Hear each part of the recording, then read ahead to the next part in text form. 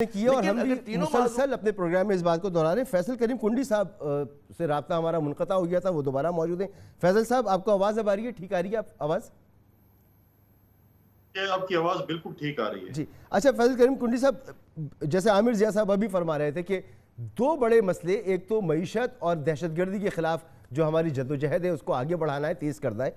इसके लिए मुल्क में सियासी इस्तेहकाम की ज़रूरत है और सियासी इस्तेहकाम के लिए इस वक्त अमूमी राय पूरे मुल्क में यही है कि इलेक्शन, आप लोग की आपकी जमात भी इलेक्शन चाहती है, लेकिन आपकी हुकूमत के वज़रा हों, इदारे हों, वो लैतो लाल से काम ले रहे हैं कि इलेक्शन आगे बढ़ जाएं। 90 दिन में इलेक्शन कराने की पाबंद नहीं है।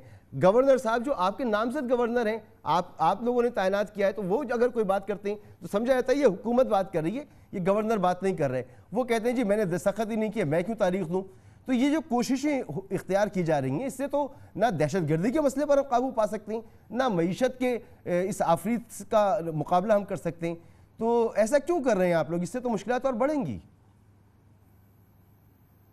मसूद रज़ा साहब, मुझे उम्मीद है कि आप मुझे अनइंटरप्टेड थोड़ा टाइम देंगे। पिछले सवाल में भी मैंने जवाब देते हुए आपने मेरे सवाल जवाब काट दिया। उम्मीद है आप इस वक्त नहीं काटेंगे, इसी तरह सुनेंगे जिस तरह बाकियों को सुना। देखें, मैंने पहले भी कहा था कि पाकिस्तान पीपल्स पार्टी का ये मौक़िफ़ रहा है कि इलेक्शन होने चाहिए आइन के मुताबिक। पाकिस्तान पीपल्स पार्टी वो जमात है जिसने इस मुल्क को आइन दिया। पाकिस्तान पीपल्स पार्टी वो जमात है जिसने आइन 73 के आइन को दोबारा अपनी असल शक्ल में बहाल कराया। जब पीडीएम ने बाइकआउट का ऐलान किया, पाकिस्तान पीपल्स पार्टी ने कहा कि हम बाइकआउट नहीं कर रहे। इस वक्त अगर 33 सीटों पे इलेक्शन लड़ा जा रहा है तो पाकिस्तान पीपल्स पार्टी के तकरीबन हर सीट पे कैंडिडेट नॉमिनेट तकरीबन हो चुके हैं, उनको टिकट अवार्ड होने जा रहे हैं। हमारी तो ख्वाहिश ये थी कि इमरान खान साहब इलेक्शन लड़ते ताकि पता चल जाता कि क्या है या क्या नहीं है। चलो वो इस इलेक्शन से भाग गए, उनको पता चल गया जो कुछ भी था, उन्होंने अपने कैंडिडेट्स लॉन्च किए, हम इलेक्शन लड़ रहे हैं। पाकिस्तान पीपल्स पार्टी का अपने हुकूमत के अंदर भी ये मौक़िफ़ है कि जो आइन कहता है उसके मुताबिक चीज़ें होनी चाहिए। क्योंकि इस इत्तेहादी जमात में 13 जमातें 14 जमातें मौजूद हैं, हर किसी का अपना मौक़िफ़ हो सकता है, लेकिन पाकिस्तान पीपल्स पार्टी का एक क्लियर मौक़िफ़ है। और पिछले दिनों जब चेयरमैन बिलावल भुट्टो ज़रदारी साहब ने आपने जो कराची के इलेक्शन का जिक्र किया, उससे पहले भी ये कहा था कि जितने भी इलेक्शंस हैं उनको इन टाइम होना चाहिए। लिहाजा हमारा ये मौक़िफ़ है कि इलेक्शन इन टाइम होना चाहिए। जो कानून कहता है, जो आइन कहता है, उसके मुताबिक ये इलेक्शंस होने चाहिए। जहाँ तक लॉ एंड ऑर्डर की सिचुएशन है, बिल्कुल आपके प्रोग्रामों में पिछले कई महीनों से हम ये जिक्र कर रहे थे कि खैबर पख्तूनख्वा का अमन अमान तबाह हो चुका है, लेकिन शायद कोई सुनने को तैयार नहीं था। अब एक नाखुशगवार वाक़यात पेश हो रहे हैं। आज भी वज़ीरिस्तान में खुदकुश धमाका हुआ है जिसमें हमारे फौजी जवान शहीद भी हुए हैं, 21-22 ज़ख्मी भी हुए हैं। ये चीज़ें हमारे खैबर पख्तूनख्वा में हमें पीटीआई के दोस्तों का दिया हुआ तोहफ़ा है। खैबर पख्तूनख्वा को अगर बदहाली की तरफ ले गए हैं तो ये हमारे दोस्त 9 साल जो हुकूमत थी, जिनको हमने एक पुरअमन सूबा दिया था, आज उन्होंने एक बदअमन सूबा में दोबारा वापस लौटाया। और साथ साथ इस सूबे की ये पोजीशन थी कि दिवालिया हो चुका है, तनख्वाह देने के लिए इनके पास पैसे नहीं थे जब इनकी हुकूमत जा रही थी। और अब देखिए कुंडी साहब, ये एक अलग बहस है, मैं एक बात करूंगा, इस पर तो अगर हम फिर प्रोग्राम कर लेंगे कि किसने कितना दिवालिया किया और कितना नुकसान पहुंचाया।